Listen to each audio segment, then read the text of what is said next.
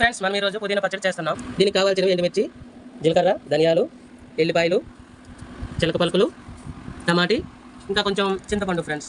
ఇప్పుడు మనం కళాయిలో ఆయిల్ వేసుకోవాలి ఫ్రెండ్స్. ముందుగా ఎండుమిర్చి వేసుకోవాలా, ఇలా వేపుకోవాలా, ఎవరైనా తీసుకోవాలా. నెక్స్ట్ ధనియాలు వేసుకోవాలి ఫ్రెండ్స్. ధనియాలు, జీలకర్ర, పల్లీలు వేపుకోవాలి ఫ్రెండ్స్. ఇట్లా వేపుకోవాలా. పుదీనా వేసుకోవాలా. పుదీనా కొంచెం వేగినాక మిర్చితో రుబ్బుకోవాలా. ఇలా వేపుకోవాలా. ఇలా టమాటీలో వేపుకోవాలా. చూడండి, ఎల్లిపాయలు వేసుకోవాలా. కొంచెం పసుపు వేసుకోవాలా. చూడండి, ధనియాలు, మిర్చి, సాల్ట్ వేసుకోవాలా. అలా గ్రైండ్ చేసుకోవాలా మిర్చిలో. నెక్స్ట్ పల్లీలు, ఇగో పల్లీలు పట్టినాక ఆకేసుకోవాలి. పుదీనాకు ఎల్లిపాయలు వేసుకోవాలా. చూడండి, కొంచెం సాల్ట్ వేసుకోవాలా. మీ రుచికి సరిపడిన సాల్ట్ వేసుకోవాలా. మనం నానబెట్టుకుని చింతపండు వేసుకోవాలి. ఇట్లా వేసుకొని గ్రైండ్ చేసుకోవాలి. చూడండి, టమాటీలు ఇట్లా మిక్స్ చేసుకోవాలి. నూనెలో వేపిన టమాటీలు.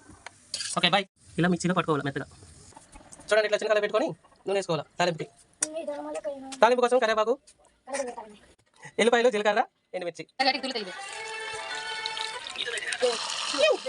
ఇట్లా తాలింపు వేసుకోవాలి. ఓకే, పుదీనా పచ్చడి రెడీ. టేస్టీగా మీరు ట్రై చేయండి. కామెంట్ పెట్టండి. మా ఛానల్ని సబ్స్క్రైబ్ చేసుకోండి ఫ్రెండ్స్.